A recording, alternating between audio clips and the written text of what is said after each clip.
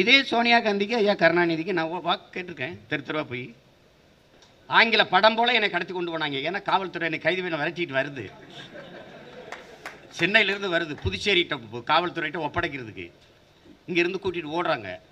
அது அவர் அப்போ அன்றைய முதலமைச்சர் ஏன் அவன் பேசுறதுக்கு முன்னாடி கைது பண்ண முடியல, கலவரம் ஆயிருக்குங்கயா, அவ்வளோ பெரிய கூட்டம். அப்புறம் இது சாத்தியமா, நீங்கள்லாம் வென்றுவியலா, நீங்கள்லாம் ஜெயிச்சிருவியலா, இந்த எண்ணத்தை கண்ணையா பேச்செல்லாம் நிப்பாட்டு. இவையெல்லாம் ஒரு ஆளான்னு நினச்சவன் திணறான், எதிர்கொள்ள முடியல, புரணி பேச ஆரம்பிச்சிடுவான். அவங்கெல்லாம் சரி கிடையாதுங்க, அவங்க என்னங்க அங்கேருந்து காசு வருதுங்க, இங்கேருந்து அது அப்படிங்க அப்படி. டேய், இந்த தோள்பட்டை மட்டும் இப்படி வீங்கிக்கிட்டே போகும்னா அது கட்டி, அது வளர்ச்சி. இதுவரை இந்த நிலத்தில் இருக்கிற இந்த தீய அரசியல் மாறி நாம் தமிழர் முன்னெடுக்கிற தூய அரசியல் உருவாகும் என்பதை உறுதியாக நாம் நம்பி களத்திலே நிற்க வேண்டும். என் அன்பிற்குரியவர்களே, என் அருமை சொந்தங்களே, சொல்லுக்கு முன் செயல் என்கிறார் நம்முடைய தலைவர் மேதகவே பிரபாகரன் அவர்கள். கிவ விடுதலை புரட்சியாளன் சேகுவேரா செயலே சிறந்த சொல் என்கிறார். அதை செய்ய வேண்டிய காலம் இதுதான், அதை நிறைவேற்றி காட்ட வேண்டிய தருணமும் இதுதான்.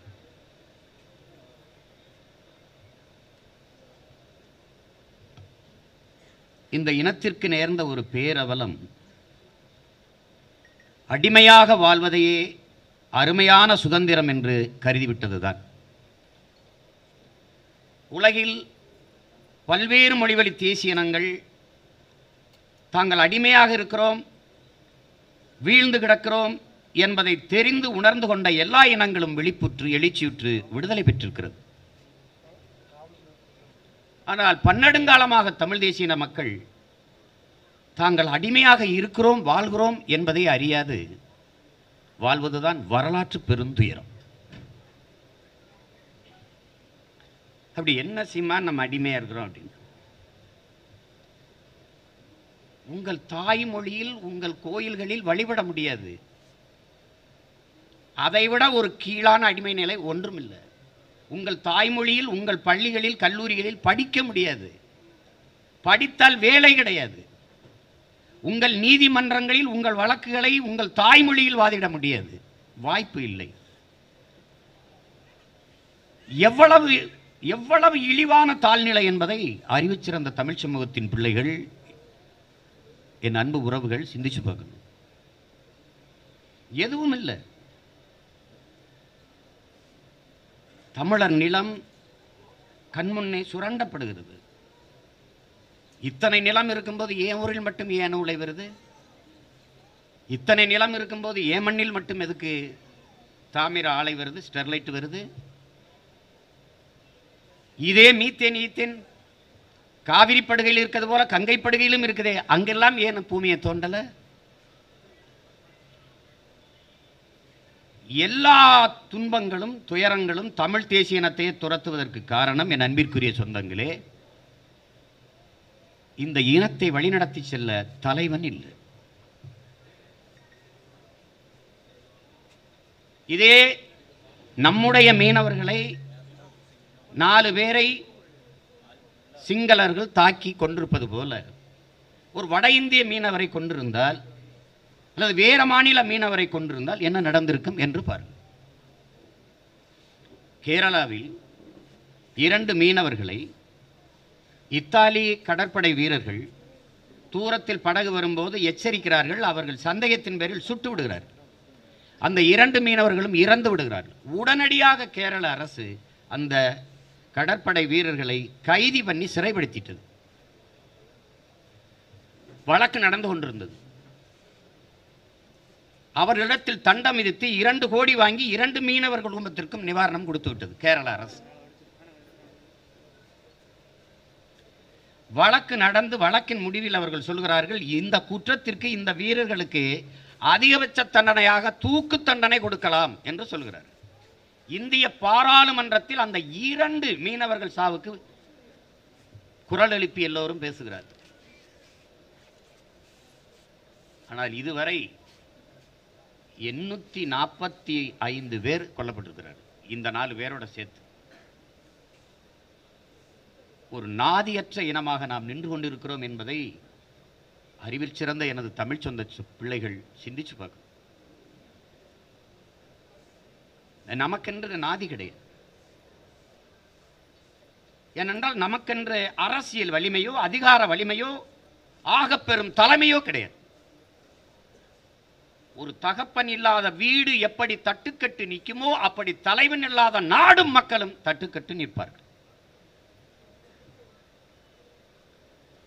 தம்பி ஹிம்லர் அவர்கள் சொன்னது போல அவர் எப்படி காங்கிரஸ் கட்சியிலிருந்து வந்தாரோ அப்படி நான் காங்கிரஸ் கட்சியிலிருந்து திமுகவுக்கு வந்து அப்புறம் திமுகவிலிருந்து வெளியில வந்து இதே சோனியா காந்திக்கு ஐயா கருணாநிதிக்கு நான் வாக்கு கேட்டிருக்கேன். தெருவா போய் வாக்கு கேட்டிருக்கேன். 2006ஆம் ஆண்டுலாம் திருப்பி அவங்கள ஒழிக்கிறதுக்கு இதே ஒருவரா வந்து வேலை செஞ்சிருக்கேன். 2011 அவர்கள் நம்மிடம் வாக்கை வாங்கி நம்மிடம் வலிமையை பெற்று நம்முடைய அதிகாரத்தை எடுத்துக்கொண்டு நம் கண் முன்னே நம் இன மக்களை கொன்று குவித்தார்கள். அதை பார்க்க சகிக்காத எழுச்சி மிக்க இளைஞர்கள் எழுந்து வந்தோம். அன்று ஒரு தெளிவை பெற்றோம். வெறும் 1.25 கோடி சிங்களன் 13 கோடி தமிழ் பேரினத்தை அழித்து விட முடியும், அதன் தாயினத்தை பறித்து விட முடியும் என்ற துணிவு எப்படி வந்தது அப்படின்னா, 1.25 கோடி சிங்களன் சிங்களனாகவே இருக்கிறான், 13 கோடி தமிழன் தமிழனாக இல்லை. அதான் சிக்கல். ஒரு இஸ்லாமிய தமிழனை தாக்கினால் ஒரு இந்து மதத்தை ஏற்றிருக்கிற தமிழனுக்கு வரிப்பதில்லை. ஒரு கிறிஸ்துவ மதத்தில் சார்ந்திருக்கிற தமிழனை தாக்கினால் இந்து மத தமிழனுக்கு வலிப்பதில்லை. இந்து மதத்தை சார்ந்திருக்கிற தமிழனை தாக்கினீர்களால் இந்த 2 மத தமிழர்களுக்கும் வலிப்பதில்லை. தன் மதத்தின் மீது அடிவிழாத வரை இவர்களுக்கு வலி இல்லை.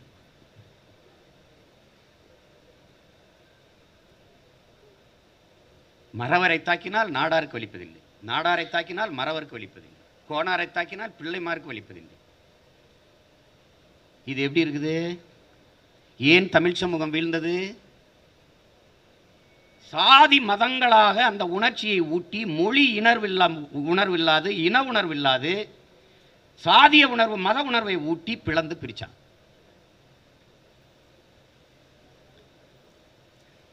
அது என்ன ஆயிடுச்சுன்னா, இப்போ எங்கள் தம்பி பேசினால நபிகள் நாயகம் 300 படை வீரர்களை வைத்து போரை வென்றாங்கன்னு, அது மாதிரி நெப்போலியன் படை எடுத்துக்கிட்டு வரான். அவன்கிட்ட வந்து 3000 பேர் தான் இருக்கான். ஆனால் எழுத்த மாதிரி படையில் 10,000 பேர் இருக்கான். இங்கே நின்று பார்க்குறாங்க, இதை எப்படி சண்டை போட்டு ஜெயிக்கிறதுன்னு தளபதி எல்லாம் பயப்படுறாங்க.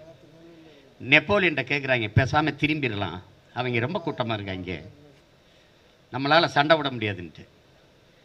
இவர் சொல்கிறாரு, இன்னைக்கு ஒரு இரவு இங்கே தங்குவோம், காலையில் சொல்கிறேன் நம்ம போரிடுவதா திரும்பி போயிடுறதான்ட்டு.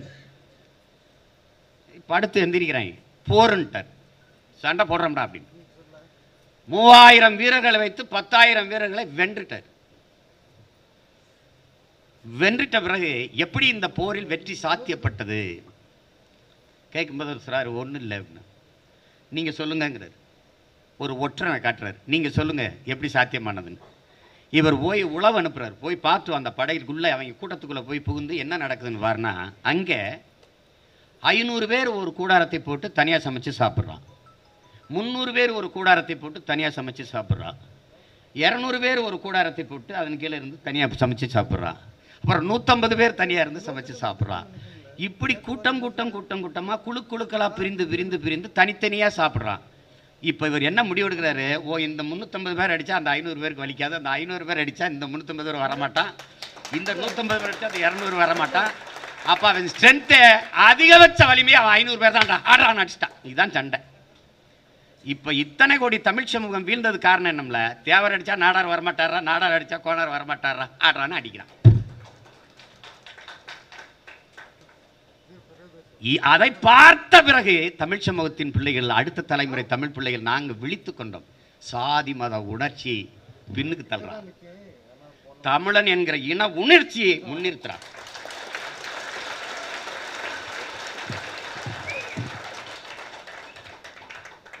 நீங்க அறிவில் சிறந்த தமிழ் பிள்ளைகளே, நீங்க இந்த நிலத்தை விட்டு எந்த நிலத்திற்கும் போங்க,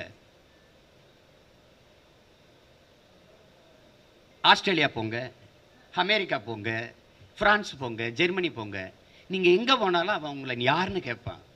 ஐ ஆம் இந்து அப்படிலாம் சொல்ல முடியாது, போடா மண்டுன்ட்டு போயிடுவான். அவன் ஐ ஆம் கிறிஸ்டின்லாம் சொல்ல முடியாது. அவனே கிறிஸ்தவனே ஐ ஆம் கிறிஸ்டின் அறிமுகப்படுத்திக்கிற மாட்டான். அவன் ஐ ஆம் பிரெஞ்சுன்னு தான் சொல்லுவான். ஐ ஆம் இங்கிலீஷ் அப்படிதான் அறிமுகப்படுத்துவான். நீங்க எங்க போனாலும் நீங்கள் தமிழர்கள் தான், அதை புரிஞ்சுக்கணும். என்னைக்கு இந்த உணர்வு மேலோங்குதோ அப்ப தமிழ் சமூகம் எழுச்சி விட்டுரும். எழுச்சி விட்டுருச்சுன்னா ஓர்மை பெற்றும், ஓர்மை பெற்றுச்சுன்னா வலிமை பெற்றும், வலிமை பெற்றுச்சுன்னா அரசியல் வந்துடும், அரசியல் வந்துருச்சுன்னா அதிகாரம் வந்துடும். இவ்வளவுதான். அதிகாரம் வந்துருச்சுன்னா என்ன? அதிகாரம் மிக வலிமையானது. புரட்சியாளர் அம்பேத்கர் கற்பிக்கிறார். அதை படித்த நாம் சொல்கிறோம், அதை அடைந்து விட்டால் அனைத்தும் எளிமையானது. அவ்வளவு. கனவு இருக்கு, கோடி கனவு இங்க கொட்டி கிடக்கு. பல ஆயிரம் ஆண்டுகளாக என முன்னோர்கள் எங்களுக்கு கற்றுக் கொடுத்தது இருக்குது. தமிழர்களைப் போல அறிவு வளம், இலக்கிய வளம் கொண்ட ஒரு உலக இனம் கிடையவே கிடையாது. நம்முடைய பெரிய தகப்பனார் நம்மாழ்வார் சொல்றார், உலகத்திற்கு அறிவை கடன் கொடுத்த ஒரு இனம் உண்டென்றால் அது தமிழினம்தான். உலக மொழிகளின் தாய்மொழி என் தாய்மொழி தமிழ். எனக்கு பெருமை இருக்குது, திமிர் இருக்குது. ஆக பெரும் அறிஞர்கள் என் இன முன்னோர்கள். நாங்கள் புதிதாக ஒரு திட்டம் தீட்ட வேண்டியது இல்லை. எங்கள் மூதாதை வள்ளுவ பெருமகனார் குடிதழி கோலோச்சும் மாநில மன்னன் அடிதொலி நிற்கும் உலகு என்ன சொல்றாரு? ஒரு தாய் பெற்ற குழந்தைக்கு எப்படி குறிப்பறிந்து பால் ஊட்டுவாளோ, சோறு ஊட்டுவாளோ, தாளாட்டுவாளோ, அப்படி அந்த நாட்டை ஆளுகிற மன்னன் அமைச்சு தன் குடிகளுக்கு தேவையறிந்து சேவையறிந்து சேவை செய்வானே, ஆனால் அவனை இந்த உலகம் போற்றி தொழும் என்று சொல்ல. முறை செய்து காப்பாற்றும் மன்னவன் மக்களுக்கு இறை என்று வைக்கப்படும். துணி உடைமை, தூங்காமை, கல்வி இவை மூன்றும் நீங்கா நிலன் ஆள்பவருக்கு. உருவசியும் ஓவா பிணியும் செருவகையும் சேராது இயல்வது நாடு. மணிநீரும் மண்ணும் மலையும் அணிநிலர் காடும் உடையது அரண். எப்படி பாடுறாரு? 2000 வருஷத்துக்கு முன்னாடி நம்ம மூதாதை பாடி வச்சிருக்காரு. மணி நீரும் மண்ணும் மலையும் அணிநிலர் காடும் உடையது அரண். இது எதுவும் கிடையாது. மணி நீரும் இல்லை, மண்ணும் இல்லை, மலையும் இல்லை, காடும் இல்லை. ஆனா எப்படி இருக்கு? சுடுகாடா இருக்கு. அத புதிதாக ஒன்றும் இங்கே சில சிந்திக்க வேண்டியதில்லை. எங்கள் அப்பா நெல்லைக்கண்ணன் கூட சொல்கிறார், திருக்குறளை படிச்சுட்டு ஆட்சி செய்யுங்க, நல்லா ஆட்சி நடந்துரும்ட்டு. அது இவங்களுக்கு பார்த்து எழுதி படித்தா கூட சரியாக வராது. அதை விட்டுருவோம். நமக்கு என் அன்பிற்குரிய பிள்ளைகளுக்கு நான் கற்பிக்க வேண்டியது இந்த தேர்தல் களம். என் தம்பி மதிவாணன் சொன்னது போல நமக்கு ஒரு புரட்சிகர போர்க்களம். இந்த 3 மாத காலம் சில பேர் பார்த்தீங்கன்னா நல்ல வீரருமா, போர் வரும்போது படுத்துயிர் வரும்பா, அவன் வீரர் இல்லை, அப்போ கோலை. இப்போ பூரா கருத்தாக சொல்லிட்டு இருக்கிறது. என் தம்பி சிவகுமார் சொன்னார்ல, எனக்கு சீட்டு, நீ சீட்டுக்காக நிற்கிறியா நாட்டுக்காக நிற்கிறியா? என் கூட நீ எதுக்காக நிற்கிற?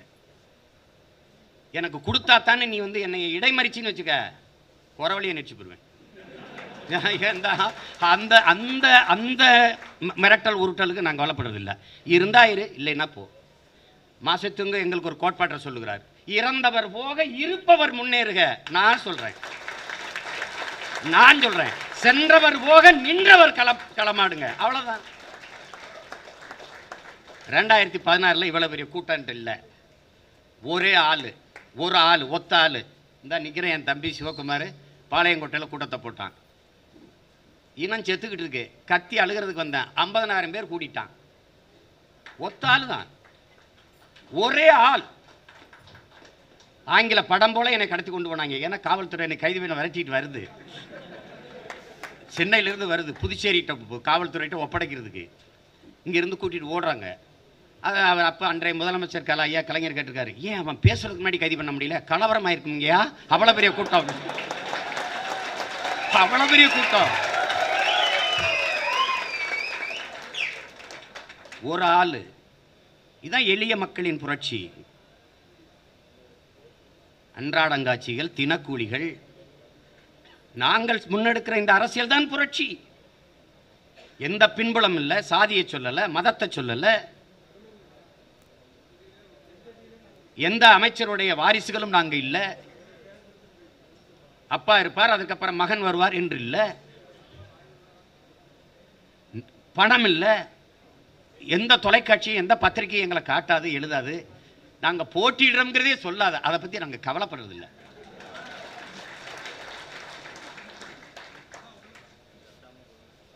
ஆனால் எங்களுக்கு ஒரு அசாத்திய துணிச்சல் இருக்கு. எல்லாம் சொல்லுவாங்க, சீமான் வந்து சாத்தியமில்லாதையே பேசிட்டு வரா அப்படின்னு. சாத்தியமில்லாததை சாத்தியப்படுத்த முடியாததை சாத்தியப்படுத்துவதற்கு பெயர்தான் புரட்சி.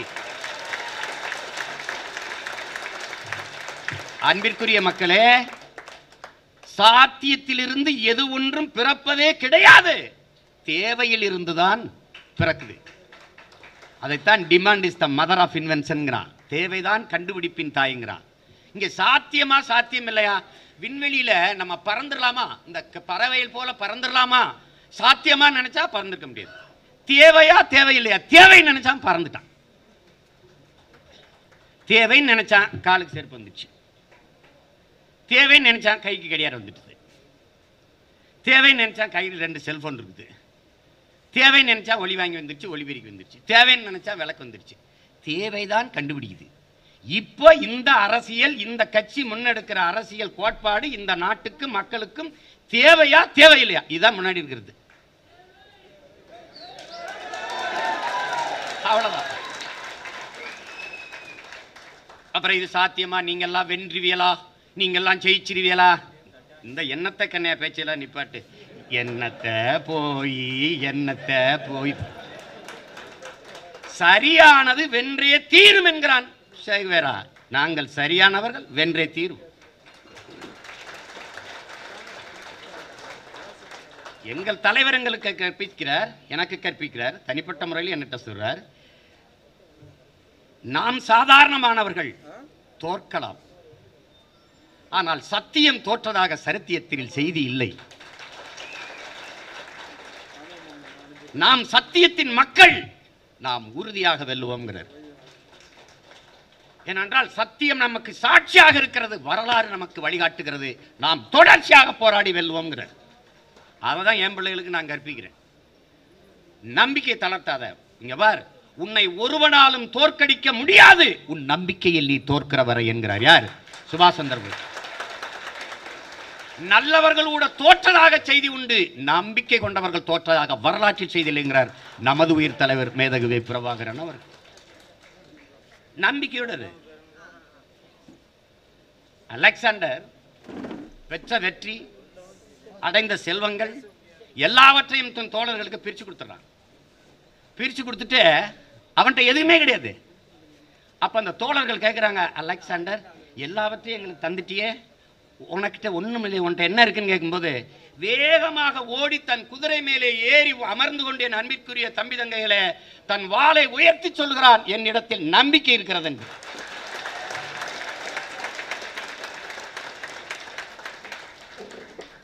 அதனால தற்சோர்வு அடையாதீங்க. ஐயா பெரியார் அவர்கள் கூட சொல்றாங்க, சோம்பலும் ஓய்வும் வந்து அரசியலில் தற்கொலைக்கு சமம்னு. இதெல்லாம் முடியுமா, இதெல்லாம் சாத்தியமா நினைக்கூடாது. நாம கட்சி ஆரம்பிக்கும் போது, நாம் தமிழர்னு கட்சி ஆரம்பிக்கும் போது சிரிச்சவன், கேவலப்படுத்தினவன், இவையெல்லாம் ஒரு ஆளான்னு நினைச்சவன் திணறான், எதிர்கொள்ள முடியல. வளர்ந்துறானே, ஐயோ வளர்றானே, ஐயோ வளர்றானேன்னு வயிற்றுல வாயில அடிச்சுட்டு சாகுறான். அவன் எதிர்பார்க்கல. அதனாலதான் நான் சொன்னேன், வரலாற்றிலேயே முதலாக இப்பத்தான் நீங்க ஒரு எதிரியை சதிக்கிறீங்க.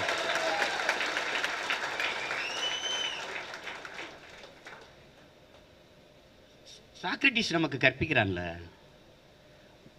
வாதத்தில் தோற்பவன் அவதூறை கையில் எடுத்துருவான்ட்டு. நம்மளோட தர்க்கம் பண்ணி ஜெயிக்க முடியாதவன் என்ன பண்ணிடுறான், புரணி பேச ஆரம்பிச்சிடுவான். அவங்க எல்லாம் சரி கிடையாதுங்க, அவங்க என்னங்க அங்கிருந்து காசு வருதுங்க, இங்க இருந்து அது அப்படிங்க அப்படி. டேய், கேட்கறதுக்கு பதில் சொல்றான் செலவட்டாய். அதனால என் அன்பிற்குரிய உடன் பிறந்தார்களே, பேரன்பு மிக்க என் பெற்றோர்களே, கோட்பாடுகள் இதுதான். கிருஷ்ண பரமாத்மா என்ன நமக்கு கற்பிக்கிறாரு, தோல்விக்கு இரண்டே காரணங்கள் தாங்கிறாரு. ஒன்று யோசிக்காம செய்கிறது, இன்னொன்று யோசிச்ச பிறகு செய்யாமல் இருக்கிறது. இது ரெண்டு தான் காரணம். கன்ஃபியூஷியஸ் என்ன சொல்றான், சரி என்று பட்ட பிறகு அதை செயல்படுத்தாமல் இருப்பது தோல்விக்கு காரணம்ங்கிறான். நம்ம மூதாதை வள்ளுவ பெருமகனார் என்ன சொல்றாரு, செய்யத்தக்க அல்ல செய்யக்கெடும், செய்யத்தக்க செய்யாமையானும் கெடுங்கிறார். நாம யோசிச்சிட்டான், சிந்திச்சு முடிவெடுத்துட்டான். அதிகாரத்தை வெல்வது, பறந்து விரிந்து கிடக்கிற இந்த பூமி பந்தில் தமிழ் பேரினத்திற்கென்று ஒரு தேசத்தை உருவாக்குவது, அது 60 ஆண்டுகளுக்கு மேலாக போராடி நம் இன மக்கள் உலக அரசியலாக இன்னைக்கு மாற்றி நிறுத்தி இருக்கிற தமிழீழ சோசலிச குடியரசை அடைவது, பல கனவுகளை நம்ம வச்சிருக்கோம். பெருசா எண்ணுவோம், உள்ளுவதெல்லாம் உயர் உள்ளல், மற்றது தள்ளினும் இதெல்லாமே நிறுத்துங்கிறான். வெள்ளத்தனைய மலர் நீட்டம் மாந்தர்தம் உள்ளத்தனை உயர்வுங்கிறான் நம் மூதாதை வள்ளுவ பெருமகனை. பெருசா எண்ணிடுவோம், அடிச்சிருவோம். நீங்க அவரோட போய் கூட்டணி வைக்கல, இவரோட போய் கூட்டணி வைக்கல.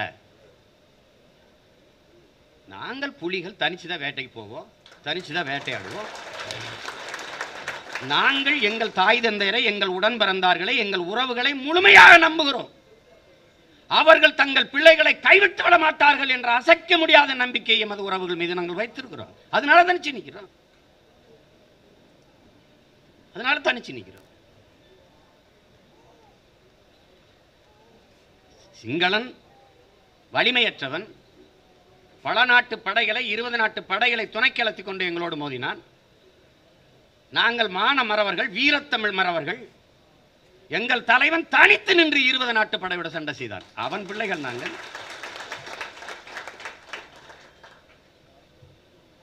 அதனால துணிஞ்சு களத்தில் நிற்கணும். நாம செய்ய வேண்டியது பிணக்கின்றி இணக்கமாக இருக்கணும். என் உடன் பிறந்தார்கள் உளவு சக்தியாகவும் பிளவு சக்தியாகவும் இருந்து விடக்கூடாது.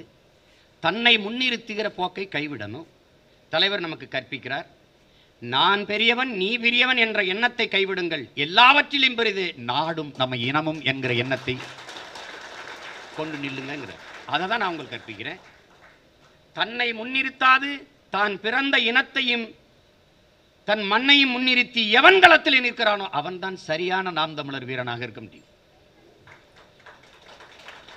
பேருக்கு சண்டை போட்டுக்கிட்டு கூடாது, வாழுகிற ஊருக்கு சண்டை போடணும்.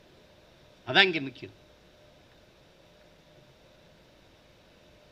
நமக்கு தெரியாதா, மற்றவங்களோட போய் நின்று உடனே போய் ஒரு கூட்டணி வச்சுக்கிட்டு பணத்தை வாங்கிட்டு தேர்தலில் நின்று சட்டசபையில் போய் உட்கார்ந்துக்கிட்டு நாங்கள் எம்எல்ஏன்னு பேசிட்டு இருக்க முடியாதா?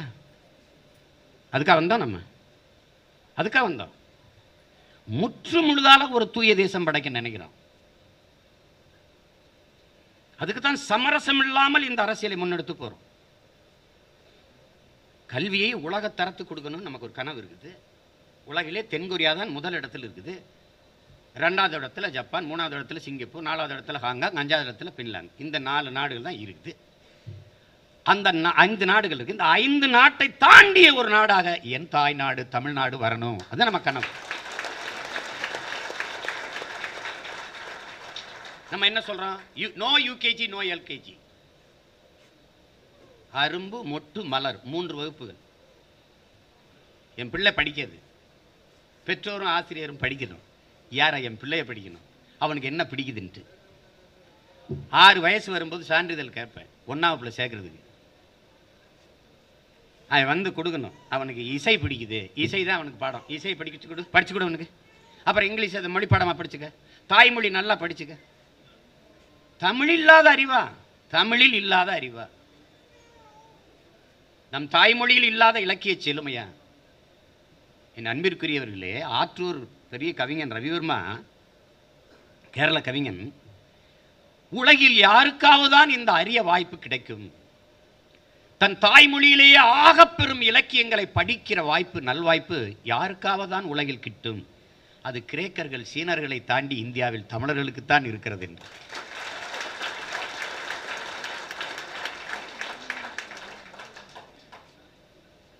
நாம் என்ன செய்யணும்னா, நம்ம பிள்ளைகள் எல்லோரும் படிக்கணும். அறிவை வளர்க்கும் போது வாதத்திறன், தர்க்க அறிவு கூடிடும். தர்க்க அறிவு, வாதத்திறன் இல்லாதவன் வெல்ல முடியாது. அது நீதிமன்றமாக இருந்தாலும் சரி, எங்கேயா இருந்தாலும் சரி, வெல்ல முடியாது. அதை வளர்த்து கொள்ளணும்.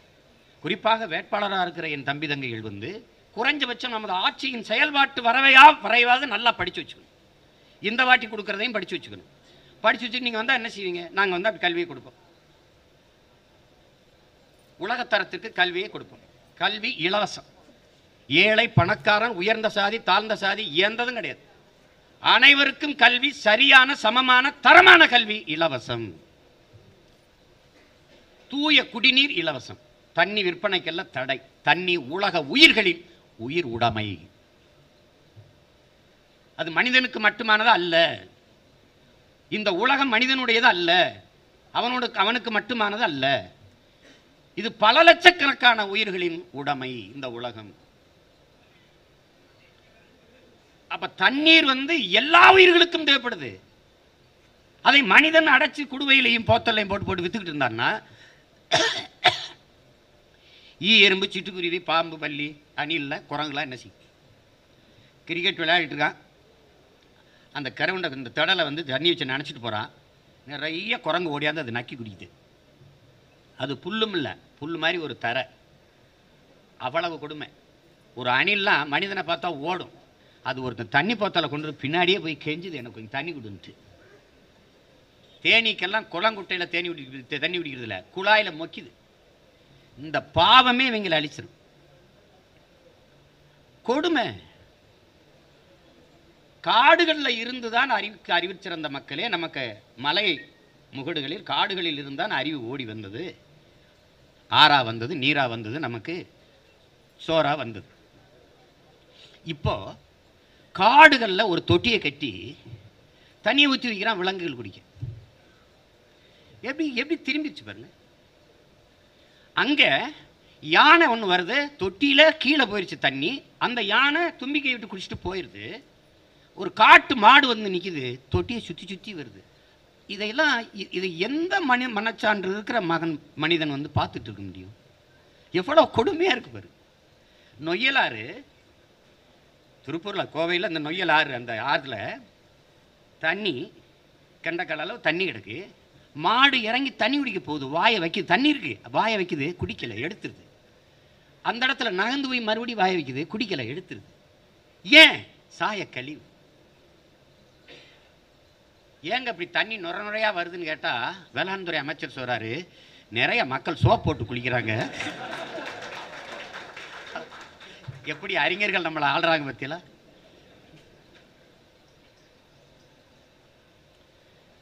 அதாவது நிறைய நமக்கு திட்டங்கள் இருக்குது. இந்த தலைமுறை மனிதர்கள் நாம் வாழ்ந்து தீர்த்து விட்டு போறதுக்கான பூமி இது இல்லை. இந்த பூமி நம்முடையது இல்லை, நம் பிள்ளைகளுடையது. நாம் வாடகைக்கு வாங்கி வாழ்ந்துகிட்டு இருக்கோம். அதை திருப்பி பத்திரமா படைச்சிட்டு போகணும். நம்ம தாத்தா நமக்கு வங்கியில் கோடிக்கணக்காக பணம் வச்சுட்டு போல, மாளிகை இட்டு வச்சுட்டு போல, விலை உயர்ந்த வாகனங்களை கார்களை வாங்கி வச்சுட்டு போல. ஆனால் அவர் ஆறு அப்படியே வச்சுட்டு போனாங்க, ஏரி அப்படியே வச்சுட்டு போனாங்க, மலைகளை காடுகளை அப்படியே வச்சுட்டு போனாங்க. நாம் அப்படி வச்சுட்டு போக போகிறோமா நம்ம பிள்ளைகளுக்குன்னு மட்டும் பாரு. இப்போவே காற்று போத்தலில் வந்துடுச்சு, தண்ணீர் குடுவையில் வந்துடுச்சு. இன்னும் ஒரு 5 ஆண்டுகளுக்கு இந்த விற்பனை நடக்குமா? அதுக்கப்புறம் இது நீரற்ற நகரம்னு தென்னாப்பிரிக்காவில் கேப்டவுன் நகரை சொல்லிட்டு போன மாதிரி இது அவ்வளோதான்டா, இதில் தண்ணி இல்லைடா, நீரற்ற நகரம்னு சொல்லிட்டு போயிடுவான்.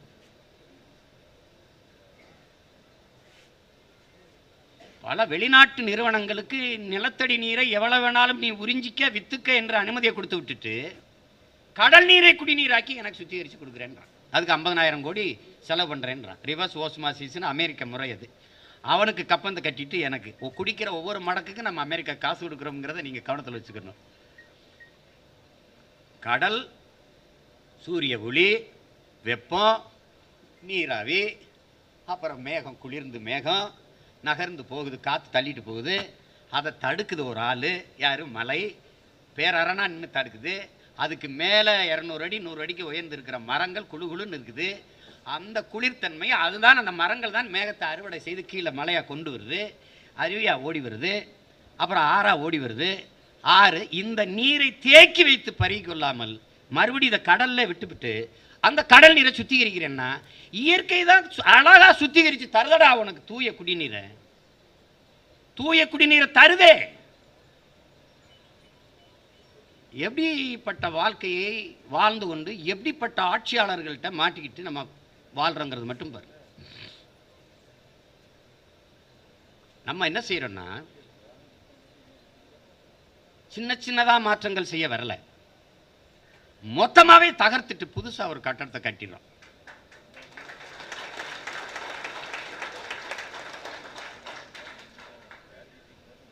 காவல் நிலையத்தில் வச்சு கொலை பண்ணிட்டாரு காவலர். அவர் பணியிட நீக்கம், பணி மாற்றம், உடனடி பணி நீக்கம், வீட்டுக்கு போ. உன் பரம்பரைக்கு நீ அரசு வேலை கிடையாது, ஓடு. இது பார்க்கும்போது உங்களுக்கு எப்படி இருக்கும்னா சர்வாதிகாரமா இருக்கும். ஆனால் இது இல்லாத ஒரு நேர்மையான ஆட்சியை நீங்க உருவாக்க முடியாது. நீங்க ஜனநாயகத்தை, ஒரு தூய ஜனநாயகத்தை காப்பாற்றுவதற்காக சர்வாதிகாரம் தேவைப்படுது. அதுக்கே தேவைப்படுது. ஐயா இறையன்பு எழுதுறாங்கல்ல, ஒரு நேர்மையாளன் சர்வாதிகாரியத்தான் இருக்க முடியும்ங்கிறாங்க. அப்படிதான் காமராஜ், அப்படிதான் கக்கன். சின்ன சமரசம் செஞ்சீங்கன்னாவே அங்க ஓட்ட விழுந்துடும், கதை முடிஞ்சிடும். நம்முடைய ஆட்சி முறை என்பது தன்னலமற்ற அன்பான சர்வாதிகார ஆட்சி முறை. தாயின் பேரன்புதான் தன்னலமற்ற அன்பான சர்வாதிகாரம்.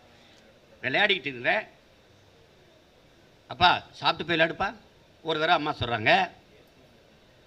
எப்ப சாப்பிட்டு போய் விளையாடுப்பா 2 தடவை சொல்றாங்க. சொன்னா கேட்க மாட்டியா, சாப்பிட்டு போய் விளையாடுவோம் அப்படின்னாங்க. இது சத்தமா இருக்கு, கோபமா இருக்கு. ஆனால் அந்த தாயின் பேரன்பு இருக்குல்ல, அதான் தன்னலமற்ற அன்பான சர்வாதிகாரம். இந்த பிள்ளைக்கு பாடம் மனசுல பதியல, இதை வீட்டு பாடத்தை கொடுத்து ஒரு 5 முறை இந்த ஏட்டில் எழுதிக்கிட்டு வா அப்படின்னு ஆசிரியர் சொல்றாரு. குழந்தையின் பார்வையில் இந்த ஆசிரியர் சர்வாதிகாரி, ஆனால் ஆசிரியர் நலன் இல்லது, குழந்தையின் நலன் தான். அதான் தன்னலமற்ற அன்பான சர்வாதிகாரம். என் கையில் ஒரு ஊசி மருந்து இருக்கு, ஊசி இருக்கு, மருந்து இருக்கு, குழந்தை சாக கிடக்குது. ஆனால் ஊசி போடும்போது குழந்தைக்கு வலிக்கும், ஆனால் ஊசி போட்டால் தான் குழந்தை பிழைக்கும். அப்போ குழந்தையின் அந்த கொஞ்ச நேர வலியை பொருள்படுத்தாமல் அந்த ஊசியை செலுத்துவது இருக்குதே, அதுதான் தன்னலமற்ற அன்பான சர்வாதிகாரம். அது இல்லைன்னா சிங்கப்பூர் என்கிற இன்னைக்கு எழிலார்ந்த ஒரு நாட்டை லீக்வானி என்ற பெருந்தகை உருவாக்கியிருக்க முடியாது. ஒரு தேக்கு மரத்தை தமிழீழ நாட்டில் ஒரு போர் வீரன் வெட்டிட்டான். இதுக்கு என்ன தண்டனை கொடுத்துருப்பாருன்னு நீங்க நினைக்கிறீங்க? ஒரு தேக்கு மரத்தை ஒரு விடுதலை புலி வீரன் வெட்டிட்டான். அதுக்கு தண்டனை என்ன தெரியுமில்ல? 1,00,000 தேக்கு மரக்கன்றுகளை நீ நட்டு வளர்க்கணும். இப்போ இது இந்த செயலை நீங்க பார்க்கும்போது எப்படி பார்ப்பீங்க? என்னடா இவ்வளவு பெரிய சர்வாதிகாரமா இருக்குன்னு. இதுதான் தன்னலமற்ற அன்பான சர்வாதிகாரம். யாருடைய நலன் இது? நாட்டு மக்களின் நலன்.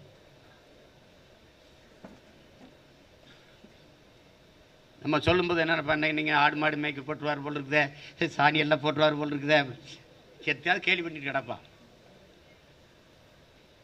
பாருங்க, கேடில் விழிச்செல்வம் கல்வி ஒருவருக்கு மாடல்ல மற்ற எவைன்னு வள்ளுவ பெருமகனார் பாடுறார். கல்விதான் பெரும் செல்வம் என்று சொல்ல வந்த அந்த பெருந்தகை, கல்வி பெரும் செல்வம் தான், அதுபோல மாடும் நம் செல்வம் தான்.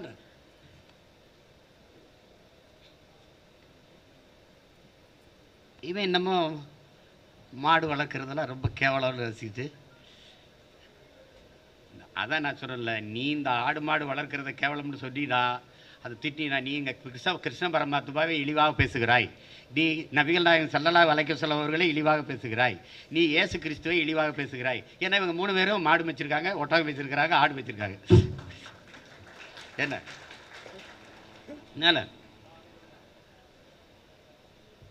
ஆட்சியின் வரைவை படித்துக் கொள்வது,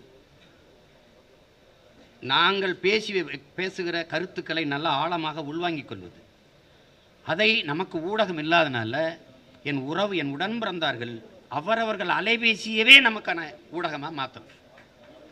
அதை துண்டு காணொலிகளை நறுக்கி பேசி நாங்கள் போடுற ஒரு செய்தி போடுறவங்க பேசுகிறாரு, அதை சொல்கிற, அதை நகர்த்தி நம்ம நட்பு வட்டத்தில் பரப்பி கொண்டு போயிட்டே இருக்கு. இந்த 3 மாத காலத்துக்கு அந்த வேலை ஓயாமல் நடக்கணும். ஏன்னா நம்ம சோர்ந்து படுத்துட்டோம்னா கடினம். தலைவர் நமக்கு கற்பிக்கிறார், வீழ்ந்துட்டோம், வீழ்வது அல்ல தோல்வி, வீழ்ந்தே கிடப்பதுதான் தோல்வி. நீங்க குத்துச்சண்டையில் கூட ஒரு குத்து வாங்கிட்டு கீழே விழுந்துட்டாருன்னா அவர் எந்திரிக்கிறாரான்னு என்றான், 10 என்றான். இந்த 10 என்ற வரைக்கும் எந்திரிக்கல அப்படின்னா அவர் தோற்கிறான்றான். நாம 10 இல்லை 10,000 எண்ணி கூட படுத்தே கிடக்கிற எந்திரிக்கல. அதான் பிரச்சனை. இங்கே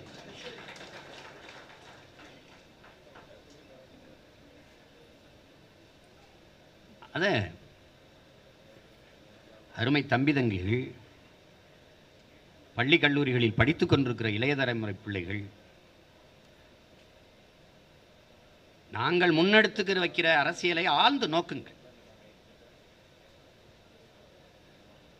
எவ்வளவு பேரன்பு கொண்டு இந்த மண்ணை இந்த மக்களை நாங்கள் நேசிக்கிறோம் என்பதை கவனியுங்கள்.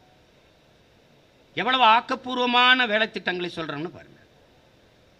இப்போ ஆஸ்திரேலியாவின் வளம் என்ன? மாடுதான்.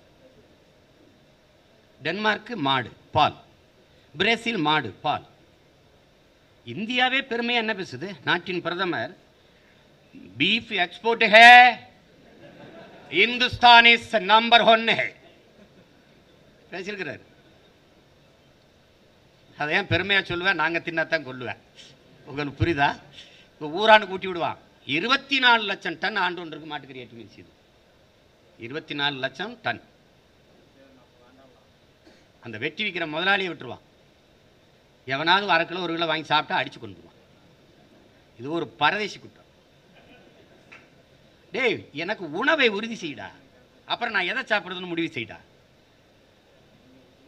இந்த நாட்டில் 130 கோடி மக்கள்ல 28 கோடி மக்களுக்கு மேல இரவு உணவு இல்லாமல் உறங்க போறாங்கிறான். பல லட்சக்கணக்கான குழந்தைகள் பசியோடு படுக்க செல்கிறார்கள்.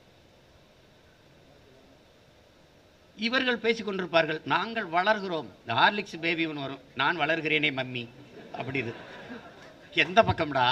எந்த பக்கம் வளர்றீங்க சொல்லுங்கடா, அதையாவது பார்க்குறோம். இவங்களுக்கு வளர்ச்சி என்பதே நகர்ப்புற வளர்ச்சி தான்.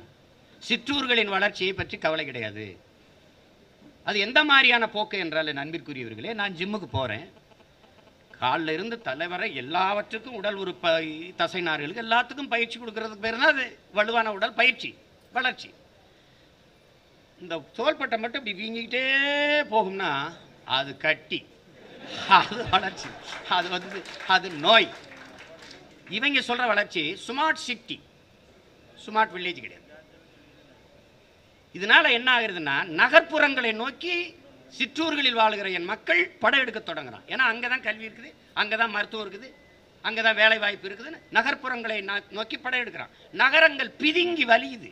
விலைவாசி ஏற்றம், மின்சார தடை, நீர் பற்றாக்குறை, வாடகை ஏற்றம், போக்குவரத்து நெரிசல் எல்லாம் ஏறிடுது. கிராமங்கள் காலியாயிருது. ஆனால் நகரத்தில் வாழ்கிறவனுக்கு கீரை, அரிசி, பருப்பு, முட்டை, வெங்காயம், தக்காளி, முருங்கைக்காய், சொரக்காய், பூசணிக்காய் எல்லாம் இங்க இருந்தா போச்சு. பால் எல்லாம் கிராமத்துல இருந்து.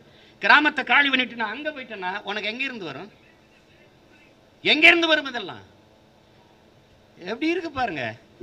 யாருமே இதை சிந்திக்கிறது இல்லை, கவனிக்க முடியல. அதனாலதான் நாம என்ன செய்யறோம், நீங்க அங்கேயே இருங்க, இந்த தரமான கல்வி, தரமான மருத்துவம், வேலை வாய்ப்பெல்லாம் நாங்க வீட்டுக்கு ஊருக்கு தள்ளிட்டு வந்துடுறோம். அதான் நம்ம வேலை திட்டம். இப்ப நாம என்ன கனவு சொல்றோம், நம்ம எப்படி கனவு காண்றோம், எப்படி இருக்கணும்னு நினைக்கிறோம்னா, சிற்றூர்களின் கிராமப்புறங்களின் பொருளாதாரத்தை வளர்த்து எடுக்காமல் நாட்டின் பொருளாதாரத்தை சமவீதத்தில் வளர்த்தெடுக்க முடியாது. ஒரு பக்கம் இது தேஞ்சிக்கிட்டே இருப்பான், அவன் ஏழை ஆகிட்டே இருப்பான், ஒரு பக்கம் பெருத்துக்கிட்டே இருப்பான். அப்படி இருந்தால் சரியாக வராது. அது சமவீத வளர்ச்சியாக இருக்காது. அது சரியான பொருளாதார கோட்பாடாக கொள்கையாக இருக்காது. அப்போ சிற்றூர்களின் பொருளாதார வளர்ச்சிக்கு அதிக முக்கியத்துவம். அப்போ என்ன செய்யறது? நிலமும் வளமும் சார்ந்த தொழிற்சாலைகள், இண்டஸ்ட்ரி, வேலை வாய்ப்பு, வளர்ச்சி. அங்கே போடுறா பனைமரம் கடை, திருச்செந்தூரில் ஏகப்பட்ட பனைமரம் கடை, பனைமரத்துலேருந்து போடுற ஒரு இண்டஸ்ட்ரி, பதிலிருந்து கற்பட்டி, கல்லிருந்து கற்பட்டி, ஓலக்கொட்டை முனைகிறது, பாய் பின்னுறது, நார் பின்னுறது போடுறாடலாம். ஒரு கிலோ கருப்பட்டி எவ்வளவு? அமெரிக்காவில் 1000 ரூபா. இயற்கை உணவுக்கு திரும்புது உலகம். ஆனால் உற்பத்தி இல்லை, ப்ரொடக்ஷன் இல்லை, ஈடு கொடுக்க முடியல. பதநீர்லேருந்து காய்ச்சிற கருப்பட்டி விலை குறைவு, கல்லுலேருந்து காப்பிற கருப்பட்டிக்கு கூட 100 ரூபா கொடுக்குறான். ஏன்னா இது சுண்ணம் படிக்கும் போது கொஞ்சம் கலப்படம் வந்துச்சான். சிரிக்காதீங்க, நான் சொல்றது உண்மை. ஓலை கொட்டை ஜப்பான்ல இருந்து போகுது துபாய்க்கு 200 ரூபா, 250 ரூபா ஒரு ஓலை கொட்டான் தண்டி. இதெல்லாம் செய்ய முடியாது, நம்ம செய்ய முடியாதா? பனையை விட ஒரு வளம் இருக்கா? பனங்கிழங்கு அதை அப்படியே எங்கள் தலைவர் என்ன பண்ணார்? அவிச்சு காய வச்சு சின்ன சின்னதாக வெட்டி அரைச்சி மாவாக்கிட்டார். இப்போ நாங்கள் என்ன பண்ணுறோம்? தம்பி ஒன்று 500 300 பனங்கிழங்க கொடுப்பாங்க, நாங்கள் அவிச்சு காய வச்சு வெட்டி சின்ன சின்னதாக பண்ணி நானும் என் மயம் மாவிடணும். அதில் தான் அவன் களியா திம்படா, நான் சப்பாத்தியை சாப்பிட்றேன். பொருளாதாரம் என்ன? இதெல்லாம் நம்ம செய்ய முடியாதா? பழத்தை எடுத்து அதை அந்த சாரை எடுத்து மிட்டாய் செஞ்சிட்டாரு எங்கள் தலைவர். எல்லாமே நம் செல்வம் இருக்கு நம்மகிட்ட. தென்னை மரம் அதிகமாக இருக்குடா, கன்னியாகுமரி நாகர்கோவில் இல்லை போடுறாங்க ஒரு இண்டஸ்ட்ரியை. தேங்காயிலேருந்து தேங்காய் எண்ணெய் எடுப்போம், அங்கே ஒரு தொழிற்சாலை. மட்டையிலேருந்து நார் பிரிப்போம், அங்கே ஒரு தொழிற்சாலை. தட்டி பின்னுவோம், அங்கே ஒரு தொழிற்சாலை. அங்கே ஒரு தொழிற்சாலை போடு, அங்கே ஒரு தொழிற்சாலை. தேங்காய் மிட்டாய் தயாரிப்போம், அங்கே ஒரு தொழிற்சாலை. அப்ப என்ன ஆயிருது? படித்தவர் படிக்காதவர் அனைவருக்கும் அரசு வேலை வந்துருது. அப்ப அங்க படிக்காதவன் இந்த வேலையை செய்வான், படிச்சவன் இதை சந்தைப்படுத்திட்டு வருவான். எங்க போவான்? எல்லா மாநிலத்துக்கும் போவான், எல்லா நாட்டுக்கும் போவான். இவ்வளவுதான்.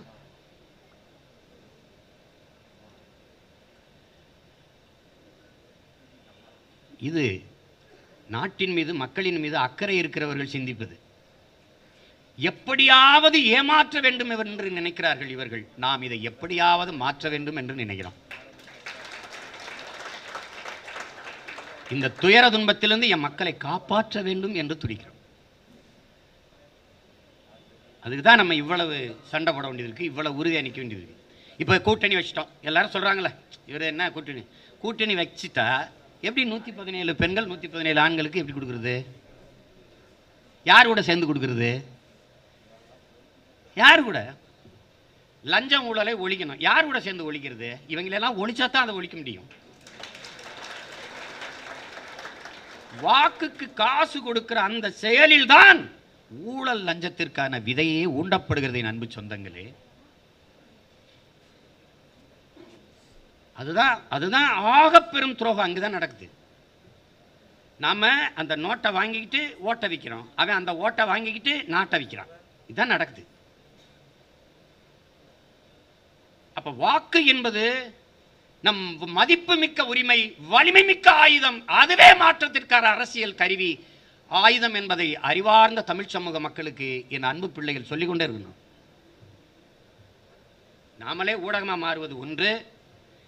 வேட்பாளர் என்பவர் எனக்கு சீட்டு கொடுக்கல, உனக்கு சீட்டு கொடுக்கல, இது நம்ம கட்சி. எப்போ உனக்கு கொடுக்கணும், எப்போ வரும், இன்னைக்கு இல்லை நாளைக்கு நிற்கலாம், நாளைக்கு இல்லை நாளை இன்னொரு தடவை நிற்கலாம். அதுக்கு போட்டு சண்டை பிடிச்சிட்டு கூடாது. என்ன இருந்தாலும் எல்லாத்தையும் விட்டுட்டு தேர்தலில் வெற்றி ஒன்றே உயர்ந்த இலக்கு நோக்கம் என்று உழைக்கணும். வேட்பாளராக நிறுத்திருக்கமா, அவர் படம், விவசாயி சின்னம், சுவரொட்டி ஒட்டி வெல்ல போறான் விவசாயி, விவசாய சின்னத்திற்கு வாக்களியுங்கள், உழவை மீட்போம், உலகை காப்போம், அடிச்சு ஒட்டி போகணும்.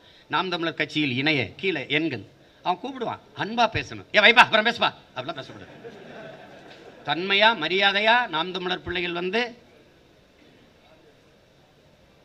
ரொம்ப பண்பாட்டோட அன்பா பேசுவாங்கன்னு சொல்லுங்கம்மா, சொல்லுங்கன்னா என்னங்க ஐயா, ஐயா கட்சியில் இணைகிறீங்களா, ரொம்ப நன்றிங்க, அவங்க முகவரி கொடுங்க, உறுப்பினர்கிட்ட கொடுத்து இணைச்சிக்கணும்.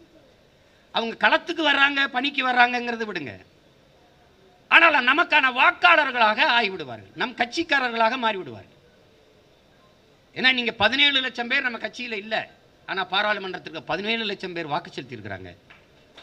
மக்கள் தயாராக இருக்கிறாங்க. மக்கள் தயாராக இருக்கிறாங்க. நம்ம அரசியலே ஆழ்ந்து கவனிக்கிறாங்க. அதில் இந்த கொரோனா காலத்தில் அண்ணன் பேசின பேச்சை கேட்காதவங்களே கிடையாது. ஏன்னா அவனுக்கு ஒன்றும் இல்லை, இதையே போட்டு போட்டு போட்டு போட்டு பார்த்துட்டு உங்கள் பேச்சை தான் கேட்டுக்கிட்டு இருக்கேன். ரொம்ப நன்றிங்க. கேட்டுக்கிட்டே இருந்துடாதிய கொஞ்சம் போட்டிருக்கேன், ஓட்ட போட்டிருக்கேன். அது கன்னியாகுமரியிலேருந்து ஒரு அம்மா அழைச்சி பேசுனாங்க. எப்பா சீமானா? ஆமாம்மா. உனக்கு தான் போடலாம்ட்டு போனேன், அப்புறம் ஒரு ஓட்டை வீணாக்க வேணாமேன்ட்டு ரெட்டலைக்கு போட்டேன். இந்த பக்கம் ஐயா உள்ளே போகிற வரைக்கும் ஒன்று இதை நினச்சிக்கிட்டு போனேன், அப்புறம் ஒரு ஜெயிக்கிற கட்சிக்கு போடுவோமேன்ட்டு சூரியனுக்கு போட்டேன். 50 வருஷமாக இவங்களுக்கு ஓட்டை போட்டு நாட்டை கெடுத்துவிட்டு எனக்கு ஒரு ஓட்டை போட்டால் வீணாயிருமா, நாட்டை வீணாக்கிவிட்டு. அதாவது என்னென்னா மக்களுக்கு ஒரு உளவியல் சிந்தனை என்ன இருக்குன்னா, ஜெயிக்கிற பக்கம் போட்டுருவோம், பெரிய கட்சிக்கு போட்டுருவோம், ஜெயிக்கிற பக்கம் போட்டுருவோம். இது போட்டால் ஓட்டு வீணாயிப்போம். என்ன வீணாயிருது? நாடு வீணாயிருமே, பரவாயில்லையா? ஒரு கோட்பாடு தான் என் உடன் பிறந்தார்களே, ஜெயிக்கிற பக்கம் நிற்கிறவன் அல்ல வீரன், நிற்கிற பக்கத்தை ஜெயிக்க வைக்கிறவன் தான் வீரன்.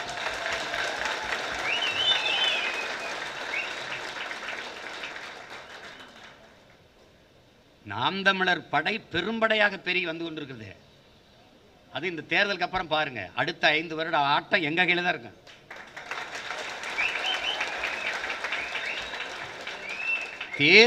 தேர்தலில் பரப்புரை களத்தில் நாம மட்டும்தான் அரசியல் பேசுவோம், மற்றவெல்லாம் புரணி தான் பேசுவான். அவர் சரியில்லை, இவங்களுக்கு ஆட்சி தெரியாதா, இவர்கள் என்ன ஊழல் தெரியாதா, இவர்கள் அடித்த கொள்ளை தெரியாதா, 2 பேரும் ஆனால் சத்தியமாக உண்மை பேசுவாங்க. இவங்க தொலைக்காட்சி இவங்க அடித்த கொள்ளையை பேச, அவங்க தொலைக்காட்சி இவங்க அடித்த கொள்ளையை பேச, நல்லா எரிஞ்ச கட்சி எரியாத கட்சின்னு நம்ம ஊரில் ஒரு பாட்டு கட்சி நடத்துவான். அது மாதிரி போ நாம் மட்டும் மக்கள் மேலே அக்கறையா, பூச்சி இல்லைன்னா காய்ப்பு விவசாயம் குறைஞ்சிருமியா, பூச்சி மருந்து அடிக்காதையா, நாம் மட்டும் தான் பேசிட்டு போவோம். மண்புழுவை கொன்றாதையா, ரசாயன உரத்தை போட்டு மண்புழுவை கொண்டு விட்டு தனியாக மண்புழு தயாரிக்க ஒரு உரக்கிழங்கு தயாரிச்சிருக்கான். அட பாவி, குச்சிக்கிட்ட குத்துனா அது வாட்டுக்கு 4-5 வந்துச்சு. நாங்கள் எடுத்து தூண்டி முள்ள மாட்டி மீன் பிடிச்சிட்டு தான் மண்புழுவை கொண்டு விட்டான். மண்புழுன்னு அருமை தெரியலையே. அவர் சொல்றார்ல, பார்ப்பதற்கு ஒரு அற்ப உயிரினமாக இருக்கிற மண்புழு செய்கிற வேலை, மகத்தான பணியை உலகில் யாரும் செய்வதில்லைங்கிறார். 40,000 முறை இந்த பூமியை உழுகுதுங்கிறார் தன் வாழ்நாளில். கீழே போய் மண்ணை தின்ட்டு மேலே வந்து போட்டு, மேலே மண்ணை தின்ட்டு கீழே போய் போட்டு, 40,000 முறை மண்புழு தன் வாழ்நாளில் செய்து எப்படி இருக்கு பாருங்க. அதை கொண்டு இந்த ரசாயன கந்தக உரங்களை கொட்டோன்னு சேர்த்து போச்சு. இப்போ தனியாக மண்புழு தயாரிக்கிறதுக்கு உரக்கடக்கு வச்சு வளர்த்துக்கிட்டு, அதை மண்புழு உரம் இங்கே கிடைக்கும். அன்னைக்கு குடும்ப கட்டுப்பாடு பண்ணாங்க. ஏன்னா குழந்தைகள் பெற்றுக்கிற திறன் அதிகமாக இருந்துச்சு. கட்டுப்படுத்தணும், உற்பத்தியும் மக்கள் தொகை வளர்ச்சியும் ஒரே மாதிரி இருக்கணும், ப்ரொடக்ஷனும் இந்த பாப்புலேஷனும் ஒரே மாதிரி இருக்கணும், இல்லைன்னா பற்றாக்குறை வந்துடும்ட்டு பெரும்பெரும் பொருளாதார மேதைகள்லாம் சொல்கிறார். மால்தசார் தான் சொல்கிறார். இப்போ இவங்க என்ன பண்ணுறாங்க, குடும்ப கட்டுப்பாடை கொண்டு வராங்க. 2 குழந்தைக்கு மேலே வேணாம், ஒரு முக்கோணத்தை போட்டு கொண்டு வந்தாங்க. அதை பரப்புரை செய்கிறதுக்கு ஆசிரியர்களை எல்லாம் பயன்படுத்தினாங்க. கிராமப்புறங்களில் போய் தாய்மார்கள்ட்ட பேசி 2 குழந்தைக்கு மேலே வேணாம், நாம் இருவர் நமக்கு இருவர், 2 பேர் இப்படி பிடிச்சிக்கிட்டு நிற்கிற மாதிரி சுவரெல்லாம் எழுதி வச்சாங்க. அப்புறம் கொஞ்ச நாள் விட்டு நாம் இருவர் நமக்கு ஒருவர் அப்படி எழுதுனாங்க. அப்புறம் கொஞ்ச நாள் விட்டு நாம் இருவர் நமக்கு அதுக்கு இன்னொருவர் முடிச்சுட்டாங்களா. இப்போ பாருங்க, இப்போ கொஞ்ச நாள் கழிச்சு அன்னைக்கு குழந்தை பெறுகிற ஆற்றல் இருந்துச்சு இல்லையா, அதை கட்டுப்படுத்துறதுக்கு பரப்புரை செஞ்சுக்கிட்டு இருந்தான். 25 ஆண்டுகள் தான் இருந்து, 25 ஆண்டுகள் தெருவுக்கு தெரு செயற்கை கருத்தரிப்பு மையங்கள். தயவு செய்து வாங்குங்கள். நாங்கள் ஐஸ்வர்யா போனோம், எங்களுக்கும் ஒரு குழந்தை. நாங்கள் சுதா கருத்தரிப்பு மையத்துக்கு போனோம், எங்களுக்கும் ஒரு குழந்தை. ஏன்னா அவ்வளோதான் முடிஞ்சு. குழந்தை பெற்றுக்கொள்ற திறன் செத்து போச்சு. ஏன்? உணவு நஞ்சாயிருச்சு, நீர் நஞ்சாயிருச்சு, காற்று நஞ்சாயிருச்சு, எல்லாம் விஷமாய் விட்டது என் அன்பு உடன் பிறந்தார்களே. அதனால் மரபணு மாற்றப்பட்ட விதைகளால் மானுட மரபணு மாறிச்சு. இது அரசியலில் நம்ம பேசும்போது என்னென்னா, இது என்னடா ஏதோ பேராசிரியர் பாடல் இருக்கா, இவன் ஓட்டு கேட்க வந்த மாதிரி ஆள் இல்லையே அப்படின்னு. நான் ஓட்டுக்கான ஆளே கிடையாது, அதை நான் உனக்கு சொல்லிடுறேன். நான் இந்த நாட்டுக்கான ஆள், இந்த மக்களுக்கான ஆள். என் இனத்தை, என் நிலத்தை பேரன்பு கொண்டு நேசிக்கிற ஒரு மகன். அதனால நான் உன்னே காதலிக்கிறேன், ஐ லவ் யூ. நீ என்னை காதலிக்கிறியா இல்லையா, அது ஓ விருப்பம். அது ஓ விருப்பம். நீ என்ன பண்ணுவ?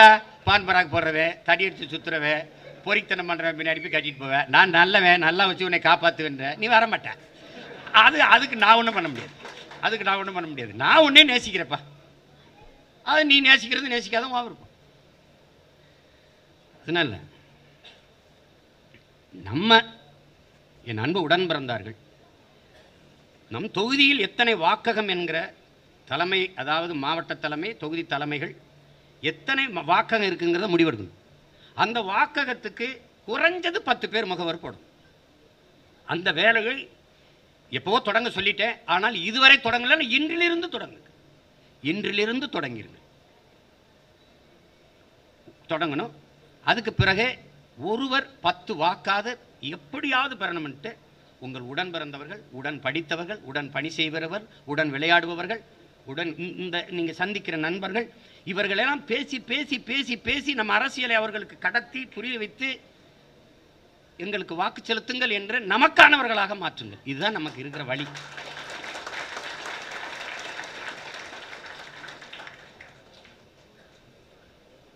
மக்களுக்கு அருகில் சென்று நாம் எவ்வளவு பெரிய கனவோடு இருக்கிறோம், எவ்வளவு அன்போடு இந்த மக்களை நேசி நிற்கிறோங்கிறத சொல்லுங்க.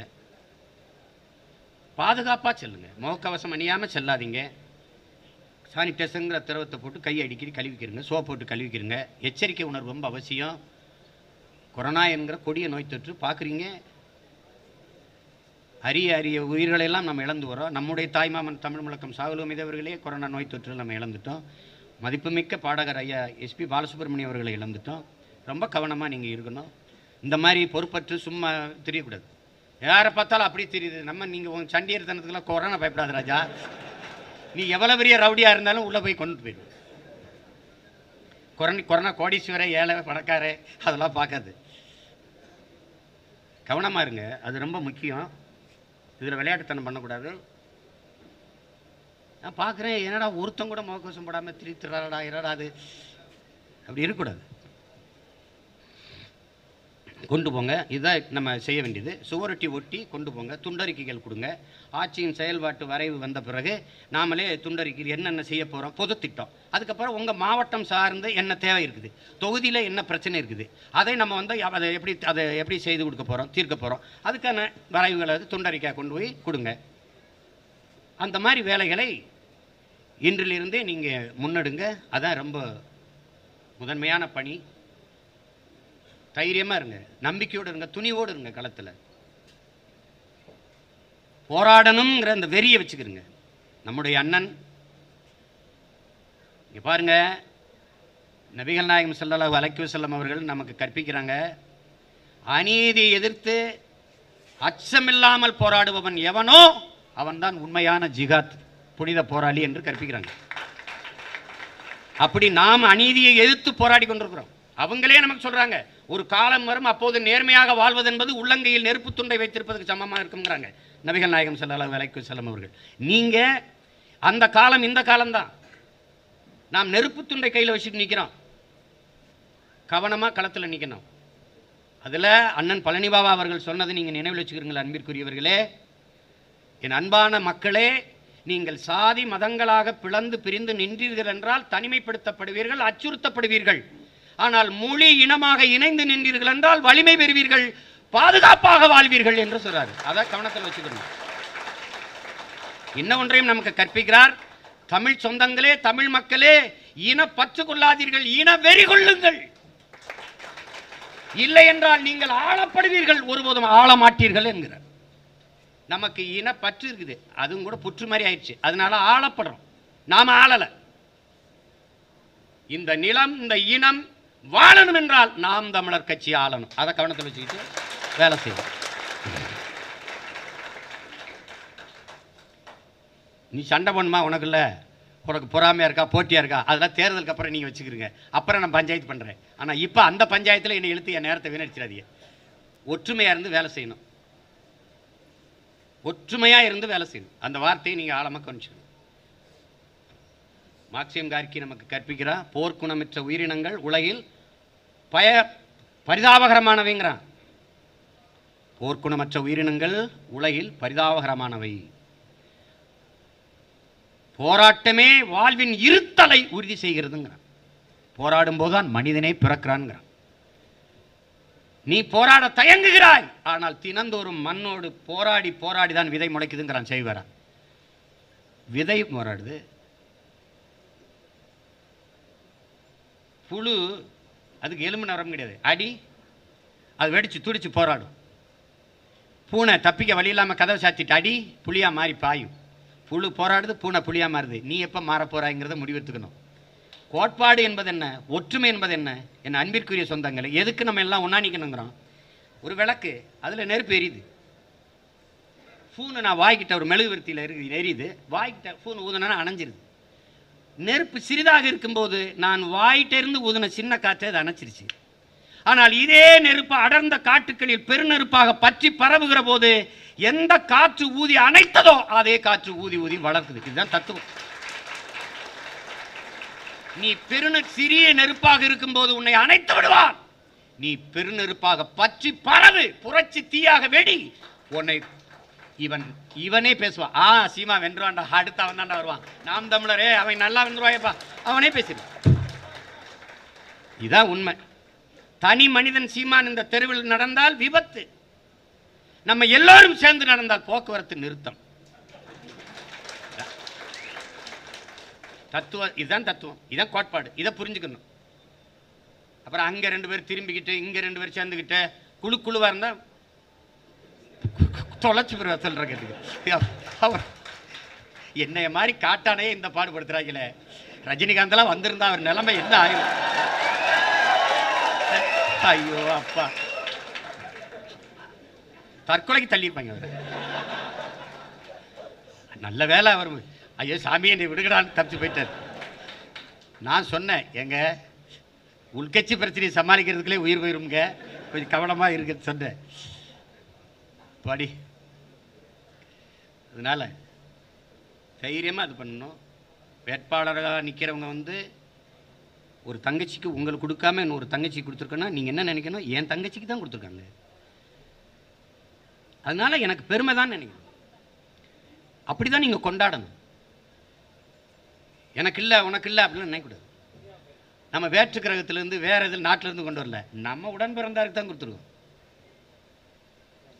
அதனால அது நம்ம எல்லாவற்றையும் யோசிக்கிறோம். சமூக பிரதிநிதித்துவம் யோசிக்கிறோம், கல்வி தகுதி யோசிக்கிறோம், யாருக்கு வாய்ப்பு கொடுக்கணும்னு யோசிச்சு தான் முடிவெடுக்கணும். சும்மா இல்லை. பல நாட்கள் என் தம்பி சிவா சொன்ன மாதிரி இந்த 3 மாவட்டத்துக்கே எனக்கு இந்த ஒரு பாடு இருக்குது, மொத்த நாட்டுக்கு அண்ணன் என்ன பாடுபடுவாருன்ட்டு. அது இஷ்டப்பட்ட கஷ்டம் தானே, அதனால அது தாங்கித்தாகணும். அதனால கவனமாக வேலை செய்யணும், ஒற்றுமையாக இருந்து வேலை செய்யணும். நம்ம பிள்ளைகளுக்கு நல்லா ஒத்துழைச்சு வெல்ல வச்சிருங்க.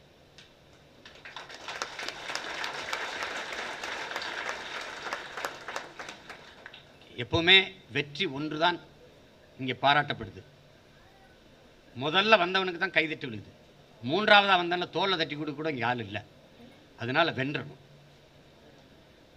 அதுக்கு வெறி கொண்டு நீங்கள் களத்தில் நின்றணும். அவ்வளோதான்.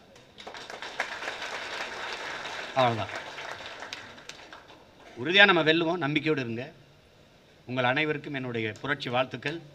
நம் வேட்பாளர் அனைவருக்கும் என்னுடைய வெற்றி வாழ்த்துக்கள். நன்றி, வணக்கம்.